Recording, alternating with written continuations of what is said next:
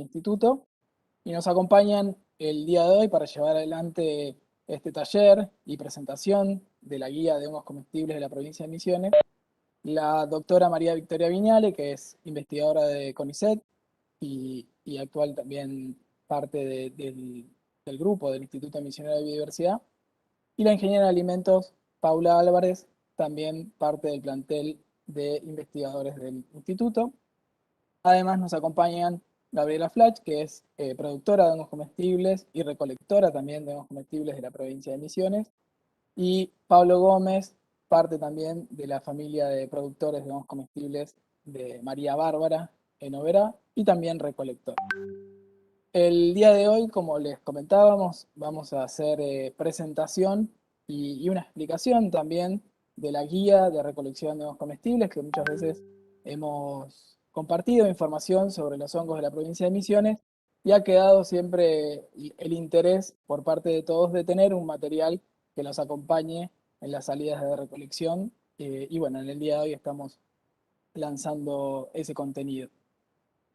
Voy a pedirle a Victoria que comparta la presentación para empezar a hablar sobre este proyecto del IMIBio que llevamos adelante desde hace ya algunos años. Estamos presentando lo que es la recolección como una actividad productiva en la provincia de Misiones, la recolección de hongos comestibles.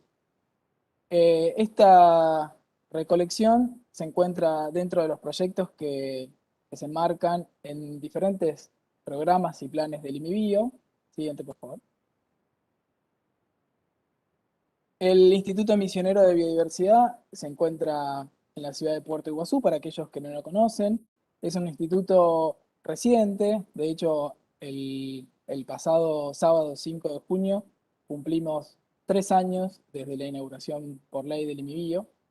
El IMIBio está presidido por la arquitecta magíster Viviana Rovira, quien envía sus saludos y un buen taller también para todos los presentes y los que nos están siguiendo desde diferentes partes de Misiones y del país también, ¿no? Lo que permite la virtualidad.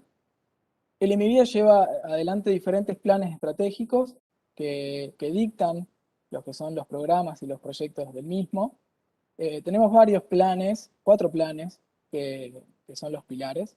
Dentro de lo que es el plan de biodiversidad y sociedad, un plan que apunta justamente a la transferencia del conocimiento científico generado en el IMIBio hacia el pueblo misionero, como también hacia todas las personas del mundo. Dentro de ese plan de transferencia del conocimiento científico a la sociedad, se encuentra el programa de fortalecimiento de recursos alimenticios. Este programa tiene como objetivo justamente dar fuerza a lo que son los recursos forestales no maderables de la provincia de Misiones. Como ven, como fondo de pantalla tenemos una yaboticaba, un fruto nativo de nuestra provincia, que aún tiene mucho para ofrecer. Y también los hongos, ¿no? Que es de lo que estamos hablando en esta presentación. Siguiente, por favor. Dentro del programa de fortalecimiento de los recursos alimenticios que lidera la ingeniera de alimento Paula Álvarez, más adelante estará comentando sobre los procesamientos y mantenimiento de los hongos, llevamos adelante un proyecto que es el de hongos comestibles de Misiones, promoción y cultivo, o promoción del cultivo y la recolección sustentable de estos. Para quienes siguen la actividad del IMIBio desde 2018, desde su inauguración, seguramente recordarán cuando hablamos de la producción a partir de residuos del agro presentes en la provincia, como una producción de tipo circular, de economía circular, la cual estuvimos promoviendo durante el 2019 y dio como origen, a través de investigaciones por parte de miembros del instituto, como la bióloga Florencia Restelli, dio como resultado la guía de producción de hongos comestibles que hoy en día muchos de los misioneros y también fuera de la provincia utilizan esa guía como para llevar adelante sus emprendimientos privados. A partir del 2020 comenzamos una investigación, un análisis sobre la recolección de los hongos nativos para que esto sea de manera sustentable y se pueda perpetuar en el tiempo. Siguiente, por favor. Ese proceso de investigación lleva consigo, obviamente, un trabajo científico de identificación de las especies, identificación que se lleva adelante y que lo lleva adelante la doctora María Victoria Viñale en nuestra sala de colecciones. A partir de, pero también el uso de los hongos y su posterior tratamiento como comestible tiene asociado también un contacto con la sociedad y un aprendizaje a partir de la relación con la sociedad.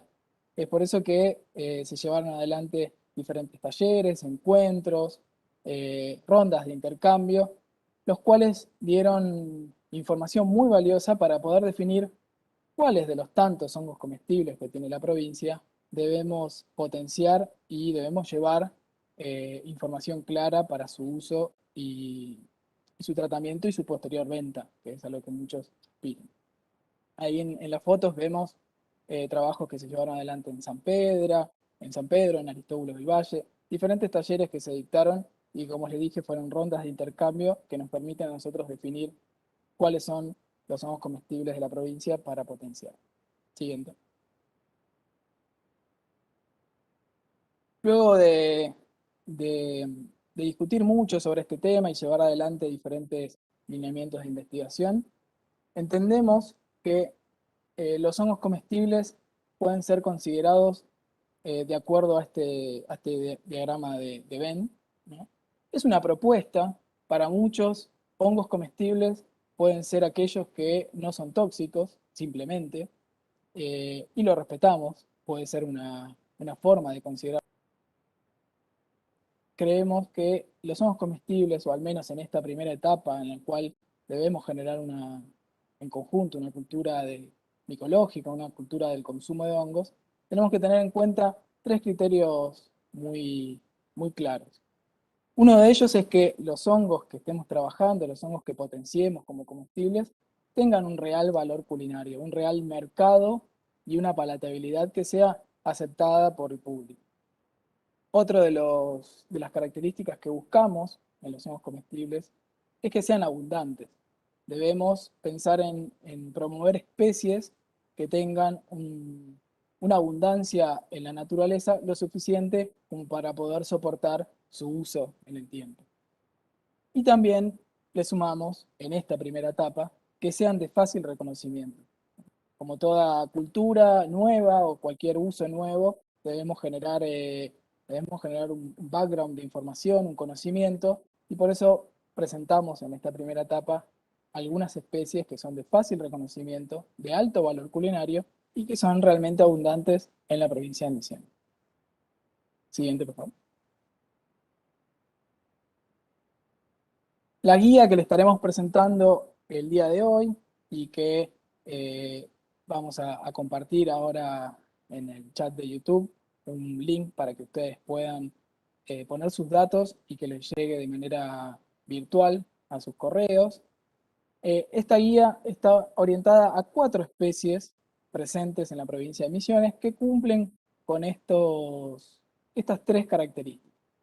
Estas especies, para quienes siguen nuevamente el trabajo y ya están haciendo recolección y uso en la provincia, no les va a sonar nuevo, que son Lactarius deliciosus, Phyllios granulatus, las especies de Macrolepiota y especies de Auricularia.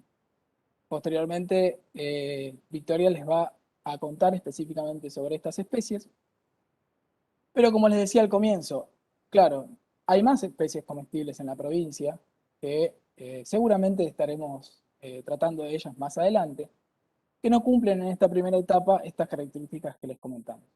Por ejemplo, tenemos una especie presente en la provincia de Misiones, que es Morquela esculenta, una especie que, como muestra el diagrama, es de alto valor culinario. De hecho, en Patagonia es una especie que se recolecta y se consume y se vende mucho a buenos precios. Es de fácil reconocimiento, ya que posee características muy particulares que la hacen inconfundible, al menos en nuestra región, y eso es algo que les quiero recalcar y que les recalcaremos durante la charla.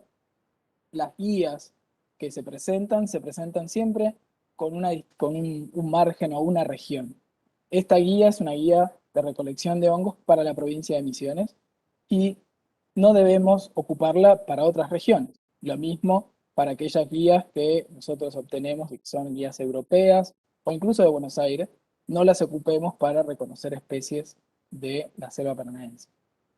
Como les decía entonces, para remarcar nuevamente, Morquela esculenta, es cierto, es un hongo comestible, se encuentra en la provincia, pero hasta la fecha no lo consideramos como una especie abundante, ya que sus fructificaciones, sus esporomas, han sido muy esporádicas, por lo tanto, hacer uso de ese recurso hoy en día no podemos asegurar su sustentabilidad en el tiempo, al menos hasta conocer más sobre la ecología, sobre su crecimiento. Siguiente, por favor. Una especie que muchos nos han consultado, que se ve mucho en los jardines, o en los espacios abiertos en la provincia de Misiones, son, son las especies de Agaricus, particularmente Agaricus campestris. Los Agaricus son los champiñones. Pero ¿qué pasa? Dentro de los Agaricus, dentro del género Agaricus, hay especies que son tóxicas, hay especies que son comestibles y hay especies que no tienen ninguna palatabilidad o aceptación. Por lo tanto, el género Agaricus es una especie que, si bien tiene un alto potencial culinario y realmente hay un mercado muy grande del champiñón, y es muy abundante, es realmente una especie y un grupo bastante difícil para su reconocimiento. Muchas veces nos han llegado imágenes de especies o de algún hongo que aparentemente es un agaricus, pero si uno indaga un poco más y pide el ejemplar y pide determinadas características, termina siendo alguna otra especie que puede llegar a generar algún problema gastrointestinal o incluso otro género diferente. Por lo tanto, si bien está en la provincia, en esta primera etapa, en esta primera guía, no la encontraremos dentro de las 4 especies comestibles que nosotros apuntamos a fomentar. Siguiente. Después llegamos a un grupo que, por dentro de lo que dicta el diagrama, un grupo de hongos que son de fácil reconocimiento y abundantes, pero que no tienen ningún valor culinario. Y eso van a escuchar que muchas veces nosotros comentamos cuando nos hacen consultas a través de las redes sociales o de los mails o incluso a través de nuestros WhatsApp. Hay muchos hongos que realmente son fáciles de reconocer, son abundantes, no son tóxicos, pero no presentan ningún valor culinario, no son palatables, ya sea por el gusto, ya sea por la textura y demás. Bueno, no descartamos de que posteriormente se les confiera alguna propiedad dentro de la gastronomía, pero por el momento no es un grupo de hongos que estemos comentando.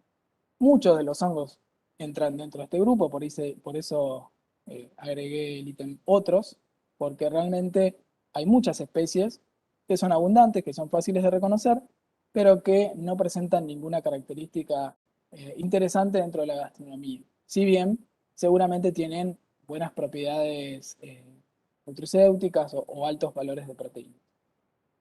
Siguiente, por favor. Bueno, todo ese marco que les estuve comentando, en el cual el inhibido trabaja, releva información, estudios de abundancia, estudios en la sociedad sobre la aceptación, es lo que nos lleva a nosotros a plantear esta primer guía de bolsillo de hongos comestibles de Misiones.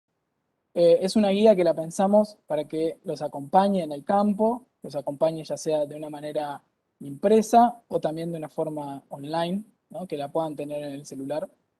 Es una guía que apunta a tener a mano las especies que, como les decía y vuelvo a remarcar, son de fácil reconocimiento, son abundantes y realmente tienen un mercado y tienen una aceptación por el misionero y por digamos, el mercado argentino y también, ¿por qué no?, el mercado del extranjero. Siguiente, por favor. Esta guía tiene al comienzo, y ya pasamos un poco más a los detalles de la misma, tiene al comienzo un mensaje muy importante, que lo vamos a remarcar y lo vamos a charlar también ahora, que es leer antes de comenzar. Nosotros debemos salir a la recolección entendiendo perfectamente cuáles son las buenas prácticas para que esa recolección sea sustentable. De lo contrario, no estamos haciendo más que diezmar una especie, ya que tenemos que tener muy en claro que el uso de los recursos naturales, en este caso recursos forestales no madeраbles, recursos que da el monte, que no son maderables, requiere un compromiso muy importante y sobre todo un compromiso nuestro como comunicadores también de cuáles son las buenas prácticas que se deben llevar adelante. Fíjense que las primeras que remarcamos son conocer las especies que se desean colectar. Uno tiene que salir al monte, salir el día de recolección, sabiendo que va a buscar. Uno no tiene que ir pensando y recolectando lo que se cruce por el camino. Para eso es necesario tener una guía de recolección o fotografías que dicten, digamos, algunos lineamientos, y ahí es por eso que el IMIBio ha trabajado en esta guía, que como les decía, la idea es que los acompañe continuamente en su bolsillo de manera impresa o de forma digital en el celular, para que lo tengan a mano y cuando haya una duda puedan recurrir a esa guía y esperemos que sirva para sacarse esas dudas que tienen. Siempre que se van a recolectar hongos es necesario pensar también en qué región estamos, en qué zona estamos. Debemos tratar de evitar sitios con potenciales contaminaciones, ya sean rutas, veredas, cultivos intensivos o que la zona donde estamos haciendo la recolección esté cerca de algún cultivo intensivo. Ustedes me dirán, bueno, las plantaciones de pinos son cultivos intensivos. Sí, claro. Ahí es importante que si el pinal es una propiedad privada, obviamente se tienen que acercar al dueño y pedir permiso para el acceso y también consultar si ese cultivo ha sido rociado recientemente con algún insecticida o tuvo algún tratamiento, porque eso realmente puede afectar a los hongos en sí, vamos a su consumo. Quizás de forma aparente a nosotros nos parece que no tiene nada, que el hongo está bien, pero si ha sido rociado con algún insecticida, pesticida, herbicida o demás, puede llegar a afectar después y tener algunas características no muy buenas gastrointestinales. Siempre es importante recolectar cortando el pie, cortando la zona de contacto entre el pie del hongo, fructificación o esporoma, como la llamemos. Ahora Victoria les va a contar un poquito más sobre sus características. Es importante que llevemos un cuchillo a campo para no arrancar la fructificación o el esporoma, sino que lo cortemos. Eso hace que minimicemos el daño que se produce en el micelio del hongo. El micelio del hongo es el verdadero cuerpo que está siempre creciendo o en el suelo o si el hongo crece sobre madera, inmerso dentro de la madera. Cuando nosotros cortamos ese pie, no generamos ningún impacto negativo en el micelio y permitimos que la temporada siguiente o cuando se den las condiciones vuelvan a salir esporomas, fructificaciones u hongos. Nunca sacar todos los esporomas. Esto nuevamente tiene que ver con poder asegurar la sustentabilidad de la especie y que la recolección sea también mantenida durante el tiempo. Tratemos siempre de dejar alguno de estos esporomas. Si bien nosotros podemos ver que todos están en condiciones, es importante dejar algunos sin cortar que permitan así que la especie siga prosperando en el sitio. Evitar la recolección si no van a ser consumidos o estudiados. Eso suele ocurrir mucho de que observamos que se colecta y luego se pregunta. Bueno, esta guía tiene como objetivo también que uno colecte ya sabiendo lo que está colectando y que no necesite posteriormente consultar. Si ustedes tienen algún interés particular y desean conocer las especies o la especie que evidentemente no está en la guía, pero desean saber qué es, pueden sacar fotografías. Siempre es bueno llevar un espejito de mano que le permita tomar una fotografía de la parte de abajo del sombrero, ya sean las laminillas o los poros. Y eso nos comparten o comparten a algún micólogo de referencia que tengan, algún especialista, y podemos entonces así lograr una identificación sin necesidad de cortar el hongo. Evitar siempre la colecta de ejemplares inmaduros, podridos o tocados por insectos. Los ejemplares inmaduros, por un lado, no tienen el tamaño suficiente, por lo tanto estamos, digamos, desperdiciando o no esperando una biomasa ideal para su cultivo, o sea, si nosotros quizás, para su recolección, perdón. Si nosotros vemos ejemplares inmaduros, tenemos que tomar como criterio, decir, bueno, vuelvo dentro de 2 días, vuelvo dentro de 3 o 4 días, dependiendo de la especie. Entonces, cuando voy, obtengo un hongo de mayor tamaño, lo cual nos va a generar un mayor beneficio para nosotros también. Y además, si nosotros tomamos hongos inmaduros, no estamos dejando que se cumpla el ciclo de reproducción de la especie, cortando el mismo y nuevamente esto no es una buena práctica para la recolección sustentable. Bueno, además está decir que ejemplares podridos o atacados por insectos no es recomendable su consumo porque no sabemos qué puede estar creciendo ahí. Y también, una vez que está en proceso de descomposición el hongo, está cumpliendo un ciclo y un rol ecológico que es importante dejarlo en el ambiente para que siga su proceso. Bueno, si fuese necesario limpiar, se recomienda normalmente no utilizar agua, sino utilizar un paño seco. El agua generalmente hace que el hongo después quede con una textura babosa que puede ser que no sea de interés para la venta, sobre todo si ustedes están pensando en ello. Siguiente, por favor. Es importante que cuando salgamos a recolectar tengamos en cuenta, como les decía, ciertos elementos. Uno de ellos será el cuchillo, para que tengan a mano, tienen que llevar la guía, y tienen que tener a mano canastas perforadas, cestos perforados o incluso algunas bolsas perforadas, una ecobolsa que puedan hacerle algunos orificios. ¿Por qué pasa eso o por qué se necesita eso? Los hongos en sus laminillas o en sus poros, dependiendo la forma que tengan, tienen sus esporas, que son como las semillitas de los frutos, ¿no? Son sus estructuras de dispersión. Cuando nosotros recolectamos, nos estamos llevando al hongo y también nos estamos llevando todas las esporas que tienen en esa fructificación. Por lo tanto, cuando uno va recolectando y va colocando dentro de una canasta o de una bolsa perforada o de un cesto perforado, ayudamos a la dispersión de esa especie. Por lo tanto, nuevamente aseguramos su permanencia en el sitio para las temporadas siguientes. Hay algunas personas que han tomado como rutina agarrar alguno de los hongos que han recolectado y espolvorearlos por la zona, lo cual me parece que es una buena práctica, digamos, ir dispersando activamente esas esporas. Así que si lo desean hacer, también puede ser una buena práctica. Intenten no mezclar nunca en la misma canasta diferentes especies. Si poseen una única canasta, vean la forma de hacer divisiones.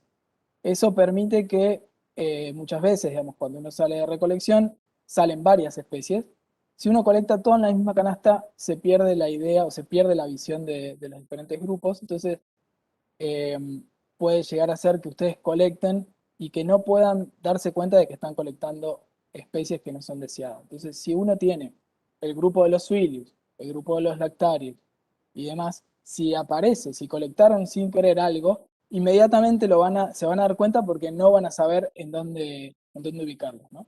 El tener espacios separados hace que la recolección sea también consciente. Que ustedes agarren un hongo, lo miren y decidan en qué lugar lo tienen que colocar dentro de la canasta o en qué batea tienen que ponerlo. Además, al colocar en una misma canasta, es posible que se generen contaminaciones, decimos nosotros, en el sentido que esporas de un hongo van hacia otro y si necesitan una identificación en laboratorio, si por ejemplo tienen la duda y nos tienen que enviar a nosotros para identificar, puede ser que dé lugar a falsas identificaciones. Intenten siempre que recolectan conservarlos de la manera adecuada y lo más rápido posible, así las características de los hongos se mantienen, digamos, en su forma ideal y permite que después tengan, si lo desean, una mejor venta. Asegurarse que los hongos cosechados no sufran daños, eso también tiene que ver con la posibilidad de ponerlos en el mercado de una manera ideal y que tengan una mayor posibilidad de venta. Y por último, otros últimos 3 tips que tienen que ver con evitar el pisoteo de la zona de colecta. Como les decía al comienzo, el micelio del hongo es un micelio que si bien no es superficial, está en la primera capa de suelo, y cuando uno está pisoteando, cuando uno va a recolectar y pisotea, si no es consciente de eso y anda por toda la zona sin ningún criterio, estamos afectando a ese micelio, a ese cuerpo de los hongos. Es importante que, y sobre todo ahora, teniendo la posibilidad con los celulares, es importante que tomen los puntos de localización. Por un lado, les sirve a ustedes también para saber cuáles son los puntos interesantes para la colecta, tener un registro de eso. Y también permite reconocer diferentes puntos dentro de la provincia que pueden ser mejorados o con algún tratamiento para que mejore su producción año a año. También es muy importante que registren el peso por jornada de colecta y el área que han caminado o por tiempo, eso como a ustedes les sea más adecuado. El registro del peso nos permite tener un seguimiento del recurso, nos permite saber si el recurso está siendo cuidado, si está siendo diezmado, nos permite saber si un periodo de sequía afecta su producción, si las lluvias afectan o mejoran su producción. Es toda información que iremos también solicitando a los recolectores o les vamos consultando y les vamos preguntando cada vez que se da la oportunidad, pero es importante que esto lo empiecen a incorporar como una rutina porque va a asegurar la subsistencia de este recurso, que es a lo que nosotros todos apuntamos, ¿no? A su uso de manera sustentable. Siguiente, por favor.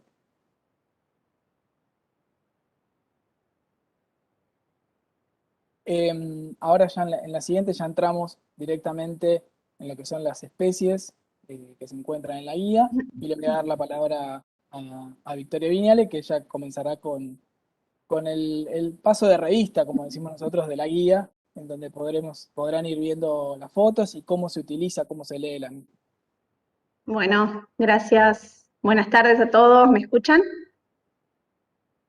Buenísimo. Bueno, como dijo Manuel, entonces vamos a empezar. Les voy a describir las 4 especies estrellas seleccionadas por nosotros y en base a nuestra experiencia, y que quisimos representar y que estén al alcance de todos en esta guía de bolsillo, como la llamamos.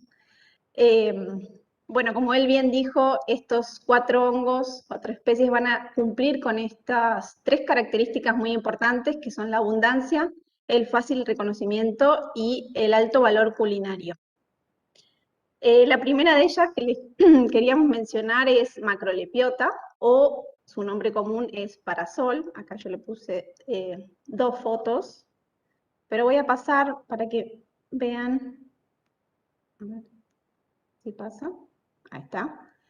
Así luce, estamos orgullosos de nuestra guía.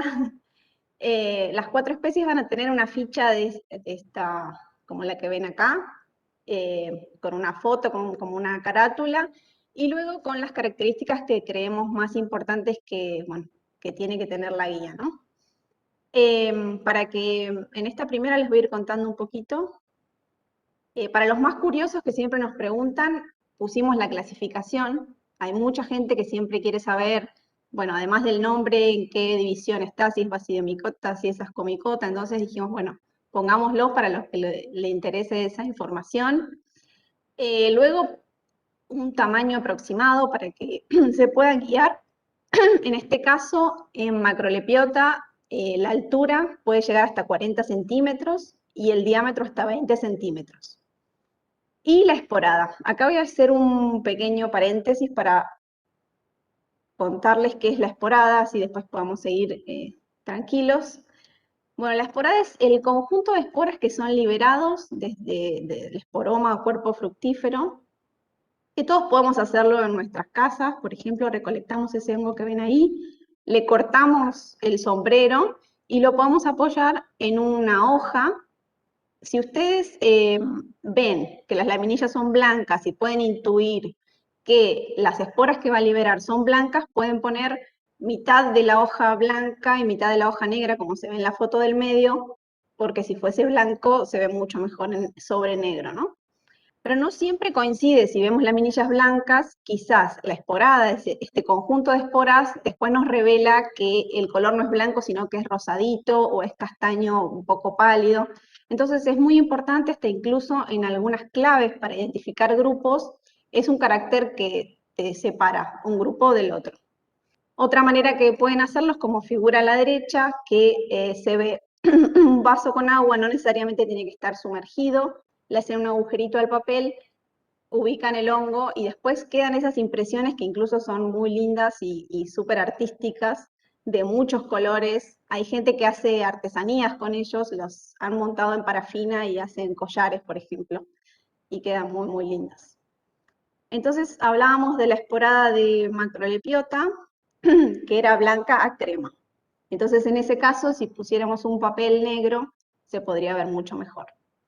Luego están las características que creímos más importantes de mencionar, que yo acá les hice un detalle de esa parte de la guía. Las laminillas son blancas a crema, coincide con la esporada luego que le da. El pie es central, quiere decir que se inserta bien en el medio del sombrero, es cilíndrico, muy, muy largo. Después, bueno, lo nombramos en observaciones, pero es un hongo que es muy esbelto. Uno cuando llega a su madurez ve, es muy lindo de ver y muy llamativo, pero es esbelto, es como lindo, armónico. Tiene un anillo, lo pueden observar ahí, también muy llamativo, estrías o escamas en su pie y un bulbo basal, quiere decir que se agranda levemente en la base del pie. Si observamos el sombrero vemos escamas pardas y un mamelón o un bon que llamamos, que es una protuberancia que se asemeja a un pezón y que también es muy característica.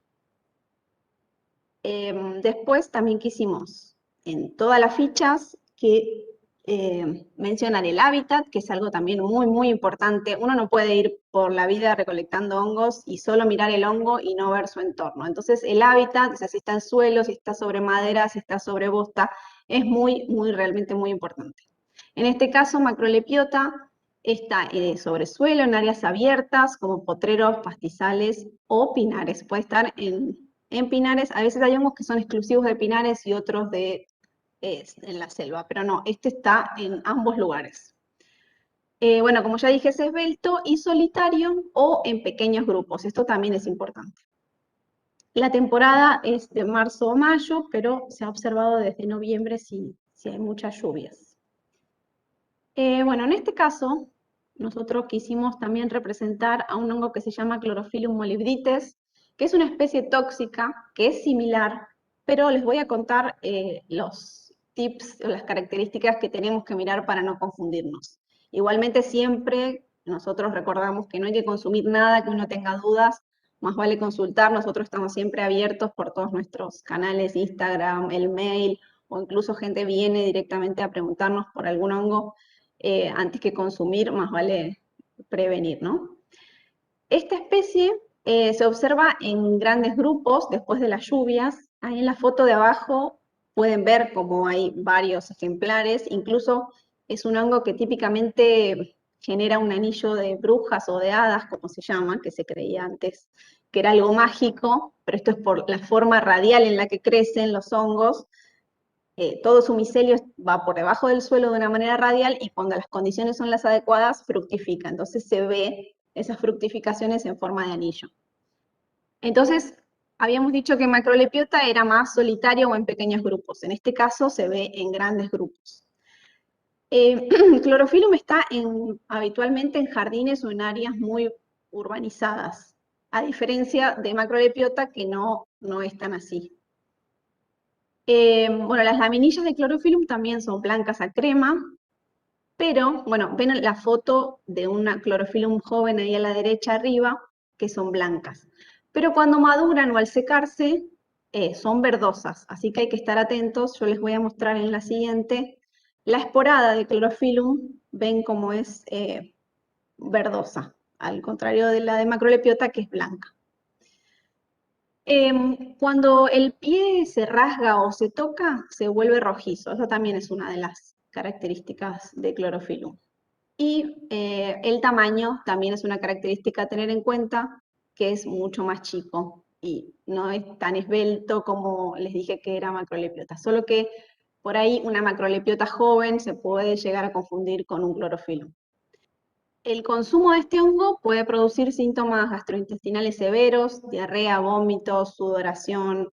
La verdad que no es mortal, pero hay gente que la ha pasado realmente mal con este hongo. Así que hay que tener cuidado. Bueno, nuestro segundo hongo estrella, y que seguro muchos de ustedes lo conocen porque la verdad que es bastante cosmopolita, se encuentra en todos lados, es Auricularia fucosubcinia, u oreja de Judas, o oreja de chancho, o varios otros nombres que tiene. Lo ven a izquierda de manera fresca en un árbol, y a la derecha ya seco, y al secarse se vuelve duro y se oscurece en color. Esta es la ficha, y voy a pasar porque la fui ampliando para comentarle las características más importantes.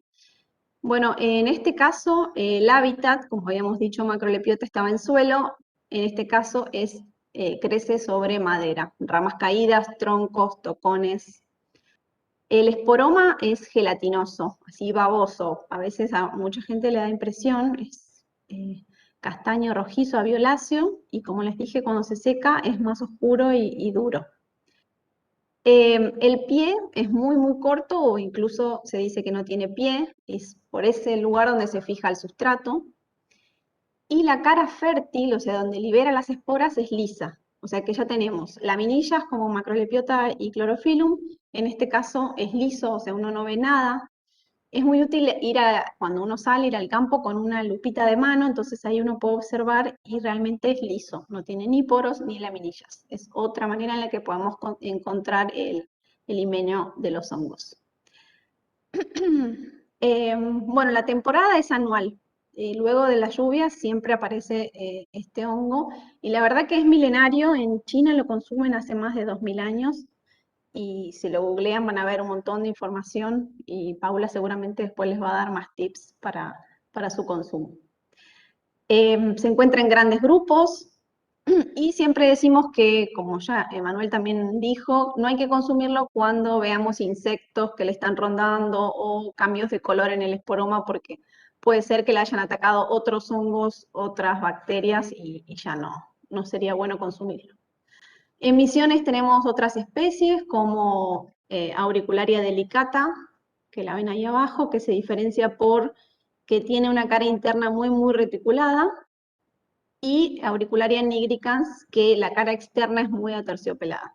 Estos dos hongos no tienen el valor culinario que tiene Auricularia fucosubcinia, pero bueno, también queríamos mencionárselos. Vamos a nuestro tercer hongo estrella, que es Lactarius deliciosus, que bueno, le dicen níscalo también. Los chicos, los productores, Gaby y Pablo, también tienen mucha experiencia recolectándolo. La verdad que aparece bastante en los pinares acá en Misiones. Es muy, muy característico y de muy fácil identificación. Esta es la ficha. Y las características que les queremos mencionar son las siguientes. Las laminillas que tiene son muy, muy apretadas, es decir, están una muy al lado de la otra, anaranjadas, y a veces se tornan verdosas cuando las tocamos o las lastimamos. El hongo, cuando madura, toma una forma de embudo, que le decimos infundibuliforme, y eso hace que en el centro haya una depresión que marcamos ahí. Pero esto es típico de este hongo. También, si miramos el sombrero de arriba, vemos como círculos concéntricos, decimos que es zonado, de colores anaranjados más pálidos, más oscuros, y cuando se seca se va tornando más pálido. El pie es corto, cilíndrico y hueco, como ven en la foto de abajo de todo a la izquierda, le ven el hueco ahí, que también es algo característico. Es muy quebradizo y no posee anillo. Muy abundante en otoño, y crece en suelo debajo de los pinos. Forma asociaciones micorrízicas con ellos, así que no vive específicamente asociado a los pinos. Unas observaciones que les pusimos en la guía, porque en base a un montón de consultas que recibimos siempre, es que tanto el látex que exuda, que es un líquido viscoso, cuando se lo corta o se lo lastima, o el color verdoso que también adquiere cuando se lo frota o se lo lastima, no influyen en la comestibilidad. O sea que uno puede estar tranquilo y lo puede comer, sea como sea que lo encuentre. Obviamente siempre decimos de no recolectar ejemplares inmaduros y que estén en buen estado, que no estén atacados por otros insectos. Por insectos. Y bueno. No, quería decir también que a veces cuando uno entra al pinar por ahí no los encuentra o al principio no los ve, pero es porque están tapados. Si es un pinar que no tiene mucho acceso de gente, están tapados por toda la pinocha. Entonces, vayan con cautela, miren bien y cuando vean como un bultito hacia arriba, puede ser que ahí abajo estén. Y una vez que los ven, no dejan de verlos. Los ven y pueden llegar a colectar canastas y canastas porque la verdad que es muy, muy productivo. Y nuestro último hongo es Suilius granulatus, o lo llamamos hongo de pino, que a simple vista y por las fotos que siempre recibimos, eh, bueno, no me quiero adelantar, voy a pasar a mostrarles la ficha primero. Como siempre, bueno, la clasificación, el tamaño, la esporada y sus características más que nosotros creemos más importantes es que, bueno, tiene poros, lo primero que llama la atención cuando lo vemos. Los anteriores venían teniendo laminillas o eran liso limenio, en este caso son poros amarillos que se oscurecen cuando maduran. Tiene un pie cilíndrico, macizo, no tiene anillo. El sombrero al madurar es convexo y como ven en la foto de la derecha, la cutícula que tiene es viscosa. Ven que brilla un poco y se extrae fácilmente de la carne. Eso lo menciono porque para cuando se cocina es preferible que se saque porque a muchas personas puede caerle mal una especie de laxante natural. Y en este caso, como en el primero, hay una especie próxima que se llama Phlebopus, que también a simple vista, cuando recibimos fotos, de muchísimas fotos y consultas, siempre dudamos a ver si es uno o el otro, porque a veces en las fotos no se ve bien. Pero en este caso es un esporoma más robusto, también tiene poros que son amarillos, pero más tirando a oliva. El pie tiene una base bulbosa, o sea, uno lo ve que es más robusto, pero por ahí en la foto no te das cuenta. La característica que es la que por ahora, o sea, es un hongo que no está muy estudiado y que no se sabe mucho su comestibilidad. Tóxico no es porque ya hay varios amigos que lo han comido y no les pasó nada. Pero la diferencia es el hábitat, por eso cuando les decía lo importante que es mirar alrededor a ver dónde está creciendo.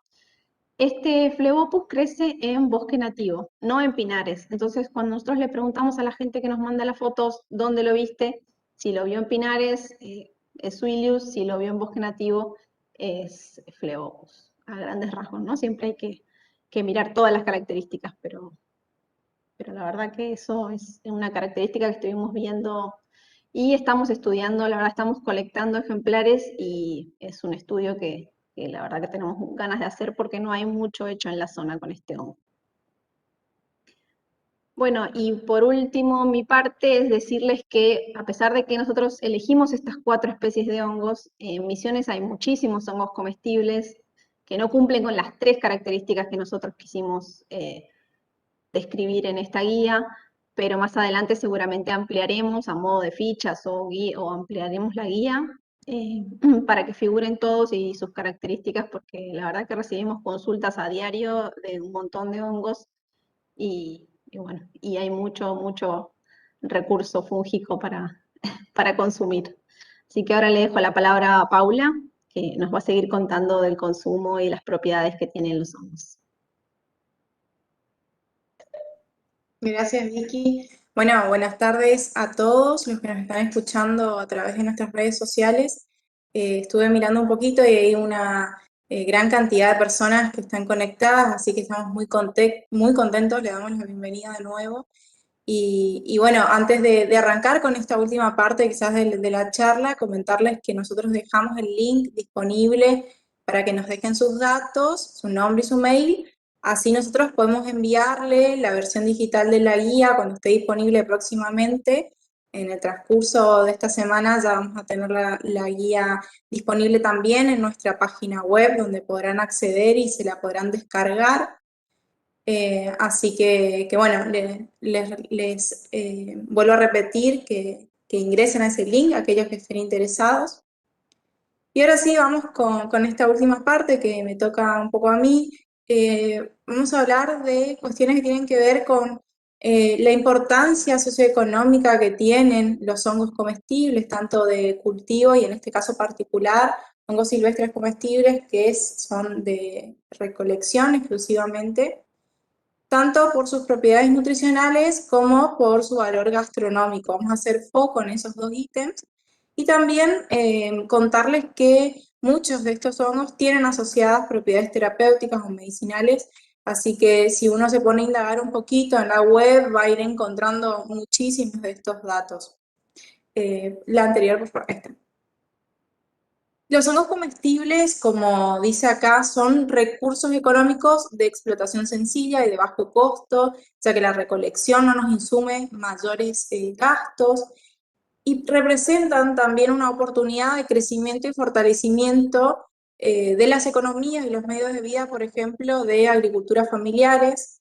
Así que nosotros desde el INVIVIA siempre estamos en esa búsqueda de estas alternativas, de estas propuestas, sobre todo en cuanto a alimentos, en este programa de fortalecimiento de recursos alimenticios que contaba Emanuel al comienzo de la charla. Este programa tiene otros proyectos, además del de hongos comestibles, todos con el mismo interés, con la misma búsqueda. Así que siguiente. Oh, ahí está. Así que lo que vamos a ver primero es contarles un poquito, resumidamente, algunos tips en cuanto a la comercialización. Es importante destacar que hay un marcado crecimiento tanto en la producción como en el consumo de hongos comestibles a nivel mundial durante las últimas 2 décadas. En cuanto a producción, nos referimos al cultivo de especies como, por ejemplo, Pleurotus, champiñones y demás. Y bueno, también con este tipo de capacitación y esta transferencia de conocimiento nosotros queremos fortalecer y hacer crecer también la actividad de recolección y sobre todo de recolección de hongos comestibles en nuestra provincia, que tiene una biodiversidad enorme y bueno, en este caso particular hablando de los 4 ejemplos de nuestra guía. Así que los invitamos también a que vayan adquiriendo experiencias, se animen a salir a recolectar. Siempre, como dice Emma, al ingreso a los pinares hay que solicitar el permiso adecuado. En cuanto a las formas de comercialización, lo más común es que se realice la venta directa del productor, del producto, de los hongos que pueden ser frescos, secos, en conservas y demás. Entonces va desde la chacra, desde el pinal a la mesa. Y también es muy común la forma de venta a través de intermediarios que van a comprar o van a copiar la recolección de recolectores pequeños, acopian estas grandes cantidades y luego las venden. Como ejemplo, algunos precios que en una búsqueda rápida de la web me fui encontrando como es más bien un dato de color. Para hongos frescos tenemos el dato de lo que ocurre en Chile. Ellos se está pagando entre 30 y 60 pesos el kilo de lactarios deliciosos recolectados en sus pinales. En cuanto a hongos secos, acá en Argentina hemos visto precios muy variados, desde 300 a 500 pesos los 100 gramos de hongos deshidratados, en este caso particular, en el ejemplo es de Suilius. Y vemos cómo los hongos, estando secos y a su vez ahumados, se eleva su precio, es decir, que si hay un procesamiento más, tiene mayor valor agregado y un consecuente aumento en el precio del producto. Estamos hablando alrededor de los 1.000 pesos los 100 gramos. Los hongos comestibles bueno, los hongos en general, tienen gran cantidad de agua, entonces se necesita más o menos, se puede necesitar hasta 10 kilos de hongos frescos para producir 1 kilo de hongos secos. Por eso vemos la variación en precios. Siguiente, por favor. Lo siguiente que les voy a contar muy brevemente es que los hongos comestibles, y estos datos están sobre todo referidos a los 4 hongos que están en la guía, tienen numerosas propiedades nutricionales muy benéficas para la salud, y es que son ricos en proteínas, representan las proteínas entre el 19 y el 35% de su peso seco, son excelentes para complementar dietas vegetarianas, dietas veganas, tienen un bajo contenido graso, son buena fuente de vitaminas, contienen entre un 47 y un 81% de carbohidratos, son buena fuente de minerales, sobre todo el potasio, fósforo, magnesio y sodio. Y lo que le decía recién, la humedad oscila entre el 70 y el 95% de su peso en fresco. Es por ello que cuando nosotros vamos a procesar los hongos, sobre todo en el procesamiento para deshidratarlos, es que vamos a necesitar una cantidad elevada de hongos frescos para después tener una cantidad considerable de hongos secos. Siguiente, sí. Estas imágenes, la anterior y las que vamos a ver ahora, están disponibles en la guía.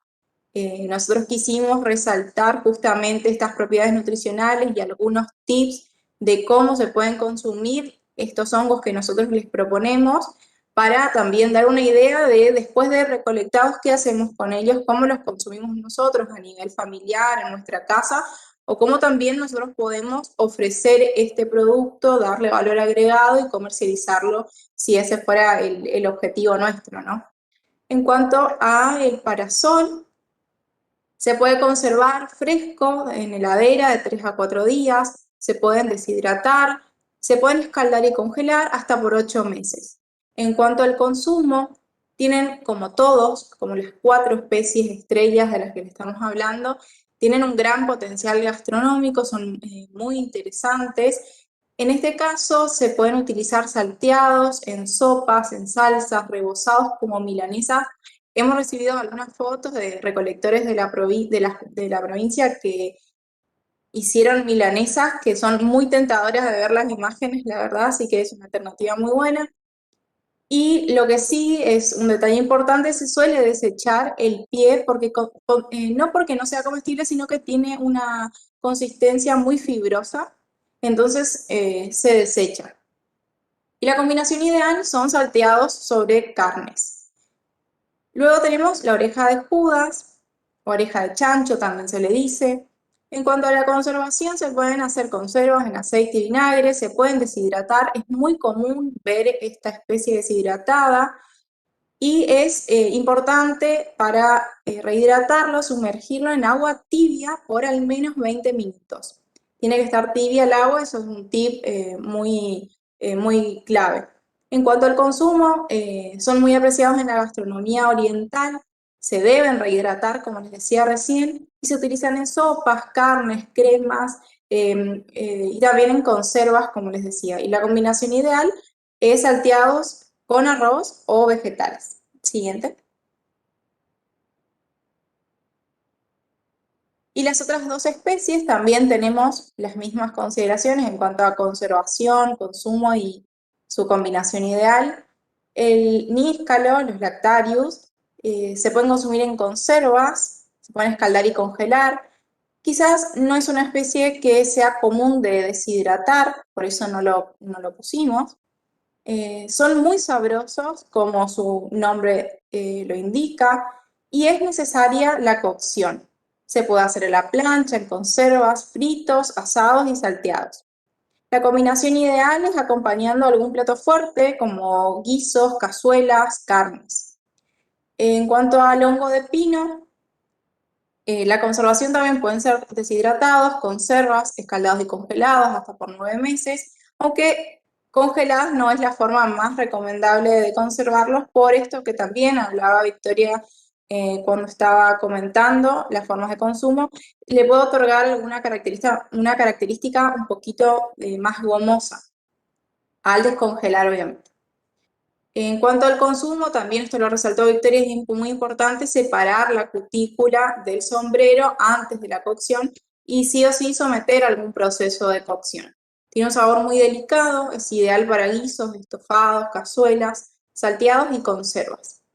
Y en cuanto a la combinación ideal, es en salsas, salteados acompañando carnes o pastas. Así que invitamos a que a partir de estos tips, luego de hacer la recolección, se animen a probar.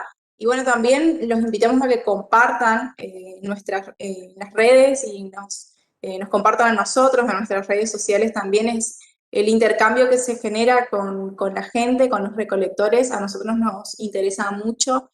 Así que está abierta la invitación. Para seguir, siguiente diapositiva. Ahí está. Para seguir, lo que viene ahora es comentarle un poquito más detalladamente las formas de conservación de los hongos comestibles. En este caso, vamos a hablar de algunas formas específicas porque tengamos en cuenta que los hongos, ya sean de cultivo o los hongos silvestres, son alimentos muy perecederos. Como les mostraba recién, la conservación en fresco, en heladera, dura menos de una semana. Entonces, hay un montón de opciones, formas de industrialización o de transformación a nivel artesanal que podemos hacer nosotros para prolongar la vida útil y sobre todo si estamos interesados en comercializar. Algunos de esos ejemplos son la deshidratación, las conservas, los extractos. Con estos procesos, entonces, alargamos la vida útil y mantenemos las características también de los hongos, evitando la degradación a corto plazo. Muy importante remarcar que toda la información referida a esto está en el Código Alimentario Argentino, estas especies están incluidas en el Código Alimentario Argentino, lo que le da un marco legal muy importante, y para aquellos que estén interesados en leer todo lo que hay disponible sobre hongos comestibles en este código, pueden acceder al capítulo 16 y vamos a tener un montón de información entre los artículos 1249 al 1254. El Código Alimentario Argentino se va modificando, se va actualizando con el tiempo, entonces es nuestra idea que también se actualice e incorpore nuevas especies comestibles con el tiempo, y para ello es necesario el estudio de las especies. Así que los invitamos a que también accedan. Esto es fácil, a través de internet pueden descargarse los capítulos y en el capítulo 16 van a encontrar muchísimo detalle sobre las características de elaboración de hongos comestibles, ya sea de cultivo como hongos silvestres. Siguiente, por favor. Pasamos entonces al primero de 3 métodos que vamos a hablar hoy.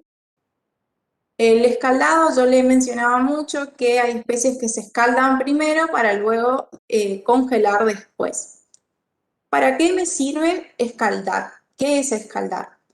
Los beneficios son muchos y me sirven para ablandar o suavizar tejidos. Puedo fijar y potenciar el color, ya que inhibe el pardeamiento, que me haría que el hongo se vuelva más oscuro.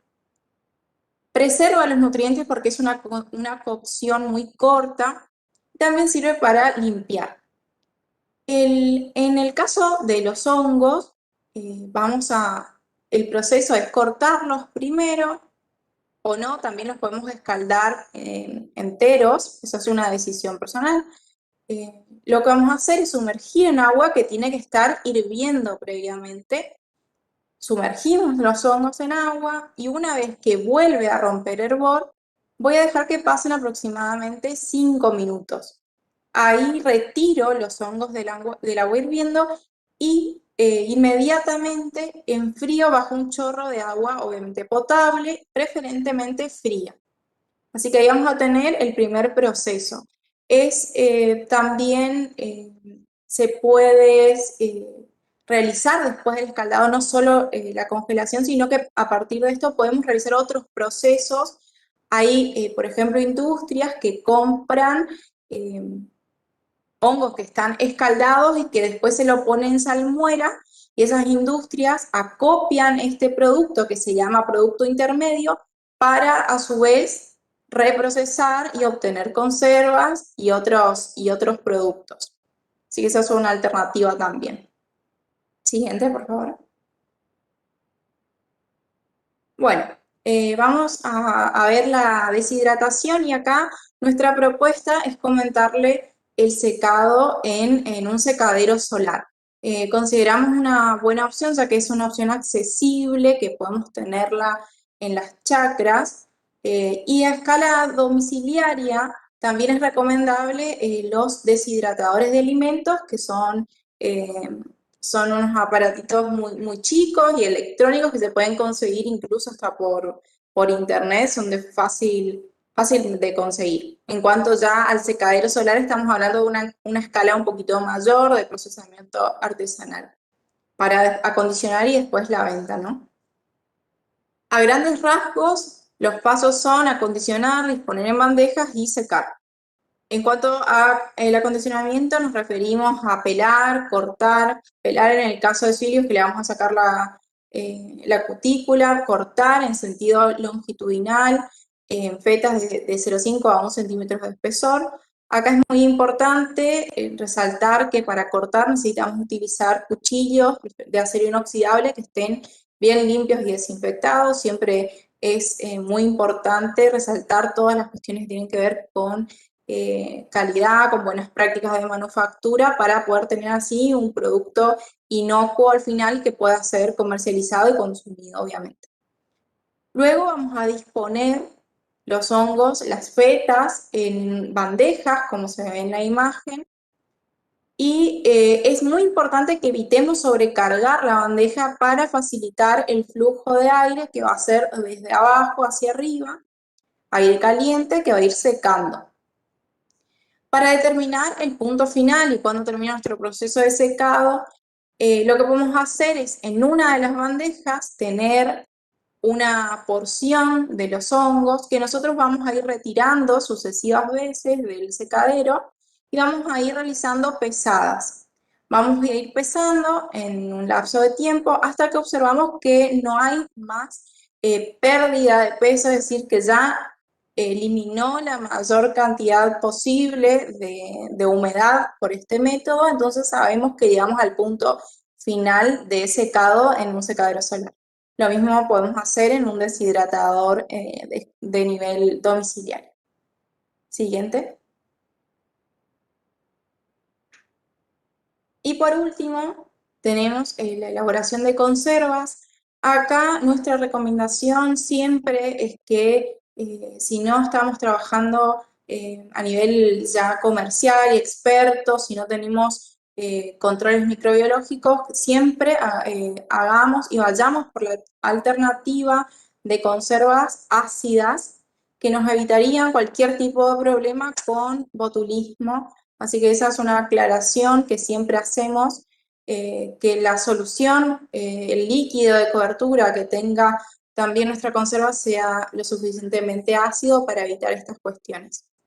Existen numerosas formas de hacer conservas. Nosotros simplemente a grandes rasgos comentarles que podemos tener un pretratamiento opcional, sumergiendo los hongos en una solución durante 15 minutos y luego los escurrimos.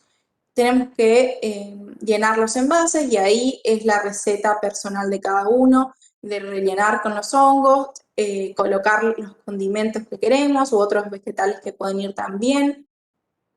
Luego adicionamos el líquido de cobertura. El líquido de cobertura es este líquido que les recomendamos que sea un líquido ácido, tiene que estar bien caliente y tenemos que evitar lo máximo posible que entre aire en los frascos. También, después de adicionarle, vamos a asegurarnos de eliminar los gases que hayan quedado dentro del frasco, y volvemos a adicionar líquido de cobertura si cubrimos bien todo el material que está dentro, los hongos, los condimentos y otros vegetales que puedan haber. Es importante también decirles que los frascos deben estar previamente esterilizados. La forma que se utiliza es poner los frascos a hervor, así nos aseguramos de que estén aptos para después llenar los envases. Luego de tapar, lo que vamos a hacer es un tratamiento térmico, que es una pasteurización. También acá hay numerosas maneras, distintas temperaturas por distinta cantidad de tiempo. Generalmente se está por temperaturas un poco menores a 100 grados en tiempos variables, eso va a depender del tamaño del envase, del producto, así que siempre la recomendación es seguir una receta, averiguar bien según el tamaño de nuestro envase, cuánto tiempo tenemos que dejar la conserva en temperatura. Ahora también vamos a hablar con Gabriela Flach. Ella es especialista en elaboración de conservas, también nos va a contar un poquito de cómo trabaja, así que no quiero abordar todo el tema, así le dejo que ella nos comente un poquito más. Y por último, un control, que es enfriar y secar los frascos. La anterior, por favor. Vamos a secar los frascos y los vamos a dar vuelta y tenemos que verificar que el frasco no pierda líquido. Entonces, estamos seguros de que está correcta la elaboración de la conserva. Si nuestro frasco, al darlo vuelta en ese periodo de control, vemos que pierde líquido, no va a tener la misma duración que los otros frascos que no pierdan líquido, y lo clave es que no se pueden volver a pasteurizar las conservas. Así que ya para finalizar, después de haber recorrido un poco entre las opciones de tratamiento de estos hongos comestibles, bueno, existen muchísimas opciones más. Pueden indagar en la web, en la bibliografía. Nosotros a modo de ejemplo mencionamos estos y también profundizamos un poco la propuesta que les damos nosotros en la guía. Así que como para terminar, comentarles que para nosotros es muy importante la valorización de los recursos presentes en la selva paranaense. Estos deben ser potenciados a través del estudio de las especies comestibles, de alternativas productivas y de la promoción de formas de consumo consciente a través de acciones sostenibles. Y eso es justamente lo que nosotros estamos haciendo con este proyecto de promoción del cultivo y la recolección de hongos comestibles, que está dentro del programa de fortalecimiento de recursos alimenticios del INVIDIO. Es clave que entendamos que la biodiversidad contribuye mucho a al logro de objetivos del desarrollo sostenible que están tan en boga, son tan mencionados, y sobre todo que los recursos alimenticios presentes en la selva paranaense contribuyen al logro de objetivos de desarrollo sostenibles relacionados a la seguridad alimentaria, que es algo clave para el logro de políticas alimentarias en la provincia. Ejemplo de ello puede ser el objetivo número 1 del fin de la pobreza, de hambre cero, el objetivo número 2 y el objetivo número 12 de producción y consumo responsable. Entonces, la biodiversidad puede contribuir a algunas de las metas de estos objetivos. Y como a modo de ejemplo de contarles un dato de color en cuanto a la sustentabilidad que representa el consumo de hongos comestibles, mostrarle un poco en números qué podría pasar si el 30% de la carne en cada hamburguesa fuera reemplazada por hongos. En el caso particular de los Estados Unidos, donde hay un consumo muy grande de hamburguesas anualmente, de hasta 10 billones, es muchísimo. Y como cierre quería contar esto para que entendamos la importancia que tienen los hongos a nivel de la alimentación. Si reemplazamos un 30% entonces de esta carne de las hamburguesas en los Estados Unidos, podríamos ahorrar tantas emisiones como si sacásemos 2.3 millones de automóviles de las rutas, es un montón, se conservaría tanta agua como la que usan 2,6 millones de estadounidenses en sus hogares y se reduciría la demanda de tierras agrícolas en un área mayor que Maryland. Ese es un dato de color como para cerrar un poco la charla de hoy y bueno, dejarles también nuestros contactos y contarles, para cerrar esta presentación del día de hoy, que nosotros desde el INMIBio vamos a estar ofreciendo una serie de talleres de recolección presenciales, con experiencia de salida a campo.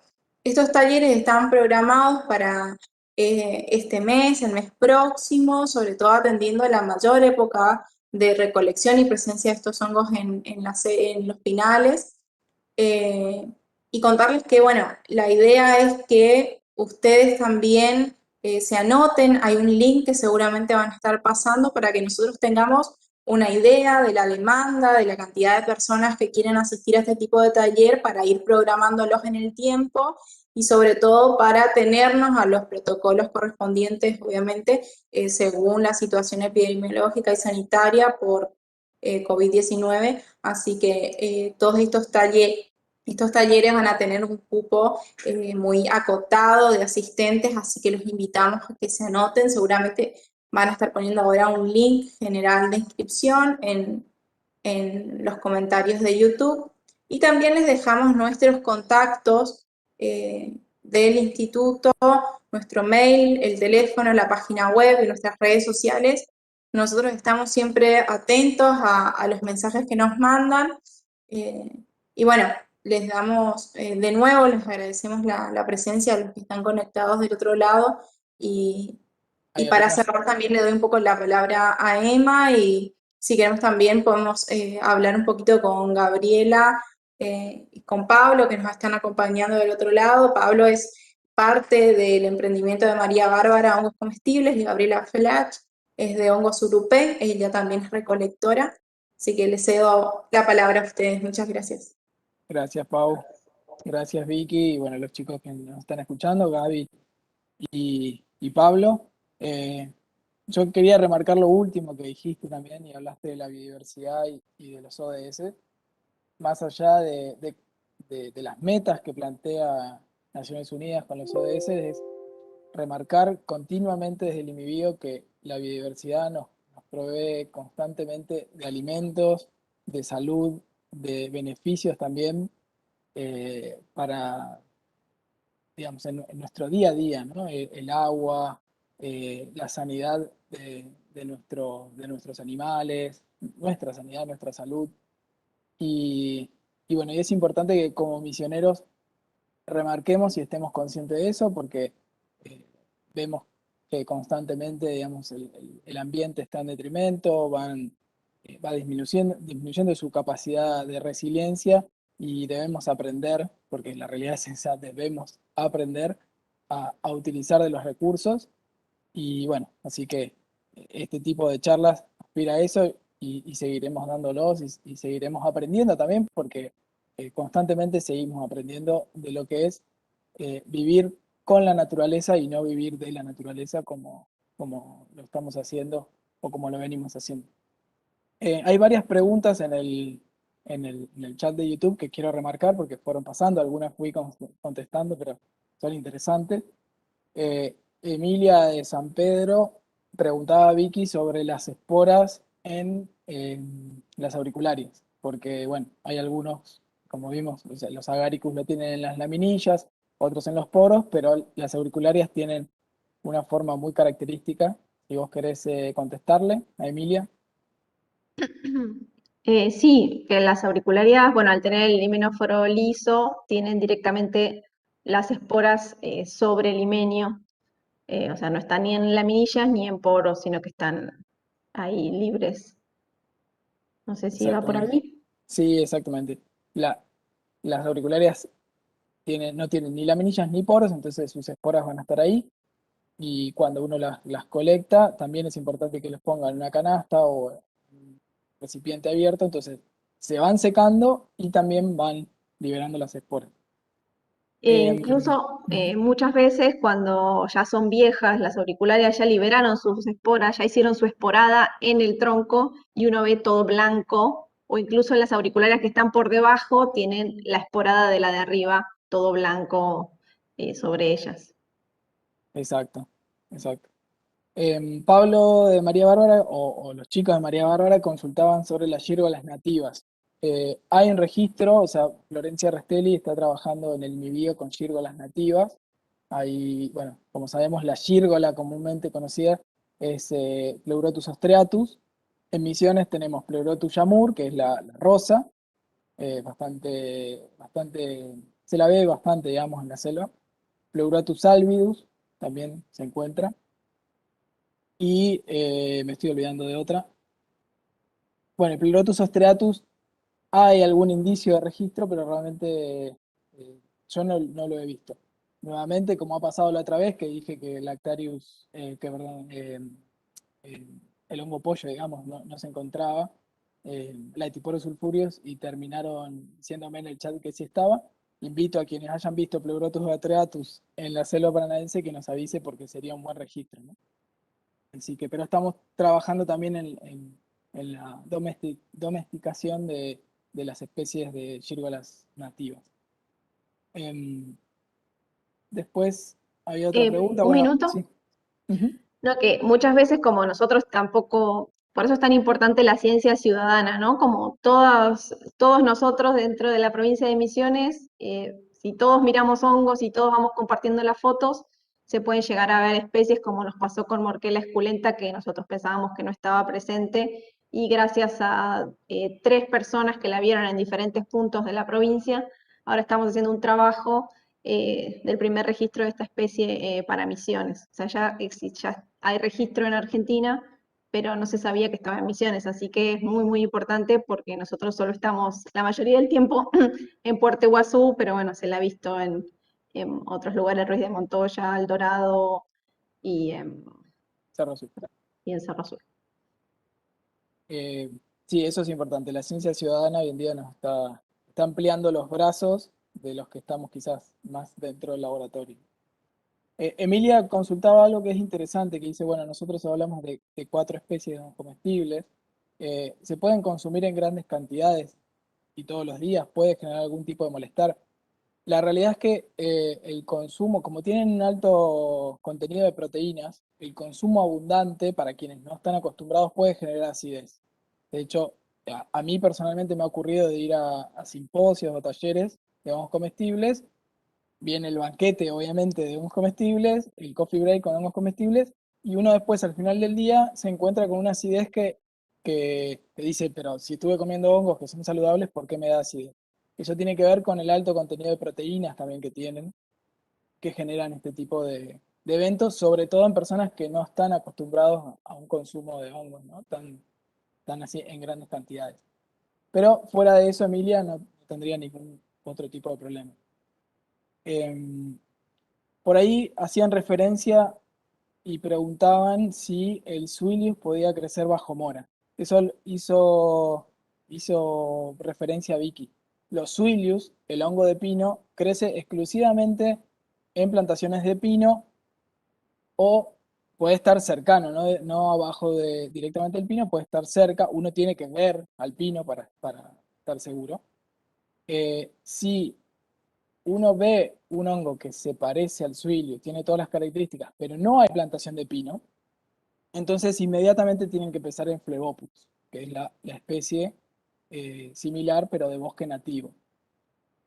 Eso lo tienen que tener como característica así muy distintiva. Suilius en plantación de pino. Eh, para responder a la pregunta. Flebopus puede tener un pie azul, consultaban. Los Flebopus, esta especie que es parecida al Suilius, pero que crece en bosque nativo, cuando se corta el pie puede tomar una coloración azul. Pero, nuevamente, la forma o la característica distintiva es que crece en bosque nativo o alejado de las plantaciones de pino. Bueno, creo que ahí repasé la mayoría, vamos a ver si hay... Bueno, hay una consulta de Eva Farías que es interesante también. ¿Estas especies pueden ser cultivadas? las especies de la especie de Lactarius y la de Suilius, que ambas crecen en plantaciones de pino, son especies que están asociadas a la raíz del pino, conocidos como micorriza, son simbiontes obligados, y eso hace que sea extremadamente difícil su cultivo sin el pino. Entonces, uno debería tener una plantación de pino para poder tener este tipo de hongos. Eso con lo que respecta a las dos especies que comentó Victoria de implantaciones de pino. Con respecto a la macrolepiota es un hongo que crece sobre suelo y se está estudiando su cultivo, así como el champiñón, digamos, crecería bajo las características similares, pero no es tan fácil su adaptación al cultivo intensivo, pero digamos, los invito a que los que están en el tema que se animen a probarlo y seguir intentando porque es un hongo interesante para su cultivo. Por último, con respecto al cultivo, auricularia sí es cultivable. En China se lo cultiva, en Japón se lo cultiva, en Argentina, nuevamente Florencia Restelli en el IMIBio está trabajando para lograr cultivos de auricularia, o sea, a partir de cepas nativas, lograr un cultivo intensivo, pero se encuentran en el mercado sí en cepas que se venden y que son cultivables. Bueno, y después contesto una más que estuvo ahí dando vuelta. Muchos quieren la guía, nuevamente por eso les dejamos el link para que ustedes carguen sus datos, carguen el mail y se las pasemos. Y eso va a estar exclusivo por un tiempo para los que estuvieron en YouTube. Y después ya se va a colgar en la página web, seguramente a través de las redes pasaremos el link y van a poder descargarlas desde todas partes de Misiones, incluso de otras partes del país y del mundo. Quisiera entonces darle la palabra a Gaby o a Pablo, no sé si Gaby está presente ahora, pero Pablo, que acá lo veo ya al Muy pie de bien. cañón, y nos pueda contar un poco su experiencia en recolección, si bien ellos están con María Bárbara Hongos, que es un emprendimiento de cultivo, que están dando unos talleres geniales también, si querés contar de esos, Gracias. pero están también trabajando en recolección, así que me gustaría escuchar un poco su Así es. experiencia. Muy buenas tardes a todos. Gracias a todo el equipo del IMIBio. Y bueno, yo formo parte del equipo de María Bárbara, que nos dedicamos a cultivar especialmente gírgolas blancas y rosadas. Esperemos en el futuro diversificar este cultivo en otras especies y también medicinales.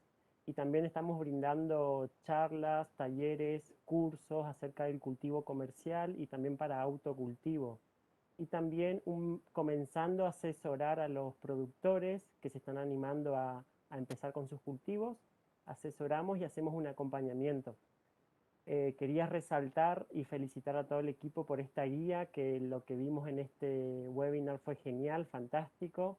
Le va a súper servir a toda la comunidad porque a nosotros por las redes sociales nos llegan muchas consultas, nos envían muchas fotos y nosotros le decimos a la gente de que no nos especializamos en reconocer hongos silvestres y le recomendamos también de que tienen que estar muy seguros de las especies que van a ingerir.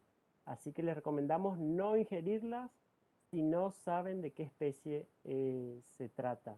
Esa es nuestra pequeña colaboración. Ahora estamos comenzando a capacitarnos. Es muy importante y resaltar la capacitación, el estudio y el análisis para realizar de forma correcta la recolección.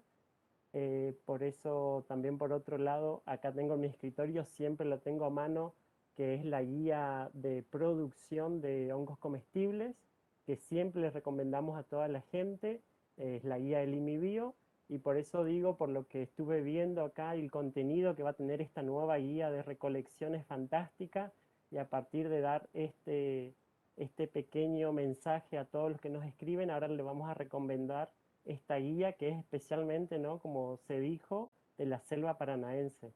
Así que tiene mucho valor y muy orgulloso de que este conocimiento, todo este trabajo eh, se está gestando, se está haciendo acá en la provincia para toda la comunidad. Así Gracias, que Pablo. de mi parte, nada más que agregar y felicitar a todos a todas las personas que también se encuentran muy interesados en este mundo fungi. Muchísimas gracias y agradecerles, como siempre, que ustedes sigan transfiriendo la información, ¿no? Muchas gracias. Nuestro rol es dar el puntapié inicial y ustedes, junto con Gaby y otros también representantes en la provincia, han seguido transfiriendo lo que es el cultivo de los hongos, la recolección, que eso es importantísimo y les agradecemos totalmente. Una Gaby, no sé aclaración sí, primero, perdón. porque hay muchas preguntas en YouTube que las guías, tanto la de producción como la de recolección, son gratuitas. El MIBIO las divulga gratuitamente, así como los talleres, así que no hay que preocuparse por el costo muchos están preguntando qué costo va a tener. La guía de producción está cargada en la página, ya se puede bajar y próximamente, quizás la semana que viene, ya esté la guía de recolección. Gracias, Vicky. Hay muchos que preguntan sobre talleres que se vayan a surgir. Paula ya comentó que la idea es también ir pudiendo dar talleres a demanda, digamos, tratar de identificar. Y también que nos ayuden a identificar lugares, ¿no? Porque la idea de estos talleres es que se puedan llevar adelante de acá hasta agosto, que es donde más o menos se extiende la temporada de Lactarius sobre todo. Si ustedes tienen algún sitio identificado como para poder dar el taller y además poder, el taller teórico y además poder hacer una práctica, porque ya necesitamos hacer una práctica de recolección para fijar estas buenas prácticas, valga la redundancia, nos pueden comentar eso o en las redes sociales o en el mail y a nosotros nos va a servir muchísimo para poder proponer talleres. Gaby, no sé si estás presente. Ahí está Gaby. Oh, procesando sus hongos. Ay, no se te está escuchando. Ahora sí. Ahí está, perfecto. Hola, buenas noches a todos. Mi nombre es Gabriela Flack. Soy de Capiaví, sí, soy productora de hongos comestibles. Mi emprendimiento se llama Hongos Urupé. Y bueno, en este momento estoy procesando Lactarius deliciosus. A ver si llego a girar la cámara. Bueno, estoy haciendo conservas ácidas, así como dijo Paula, que es, digamos, la forma más segura de conservar los hongos, al no ser, digamos, al ser una producción más a nivel artesanal. A ver si puedo llegar a dar vuelta. ¿Ah? Bueno, acá tengo los níscalos. Yo le digo níscalos porque digamos que es más fácil a veces de llamarlo de esa forma, ¿sí? Estos fueron recolectados el sábado a la tarde, ¿sí? Los guardé en la heladera y bueno, se ven bastante bien. Es normal que tenga esta coloración verde, así como explicaban los chicos, por la oxidación. Bueno, acá tengo los frasquitos, ¿sí? Acá ya están escaldados los níscalos. Estoy preparando acá el líquido de cobertura y bueno, el agua caliente para la pasteurización de los frascos. Bueno, y acá los cálculos. Bueno, por otro lado, recolecté también la caria, que no está en la guía, pero es sumamente abundante. Acá yo no sé cuántos gramos, después tengo que pesar, de la caria lacata. Bueno, no está dentro del Código Alimentario Argentino, pero esto van a ser solamente para mí, así que les voy a hacer también unas conservas de estos hongos. Así que, bueno, nada, es importante también, sí, como decían los chicos, no solamente tener en cuenta que los hongos son muy ricos y las ganas de salir a recolectar a veces hace una jugada en contra, y más que nada podés salir y recolectar, por ejemplo, macrolipiotas, ¿sí? Y confundirte con clorofilomolidites, como decía Vicky. Y bueno, esta guía está genial para aclarar esas dudas que tiene mucha gente, ¿sí? Porque todos los días hablo sobre hongos y todos los días preguntan si son tóxicos, esto y lo otro. Y bueno, los hongos que yo cultivo la semilla de esos hongos vienen directamente del laboratorio, que están certificados, y me dicen que sí o sí es esa especie porque ya está, tienen su código, entonces yo me aseguro que es realmente esa especie de hongo, ¿sí? En este momento estoy cultivando 4 especies de gírgolas, Pleurotus ostreatus, pulmonarius, Yamori, Chitinum apilatus, o sea, blancas, gris, rosadas y amarillas. Para más adelante estoy tratando de sacar nuevos productos, ¿sí? Con valor agregado de estas especies de hongos. Bueno, muchísimas gracias por la invitación y espero que le haya gustado mi pequeña elaboración que tengo por el momento, ¿sí?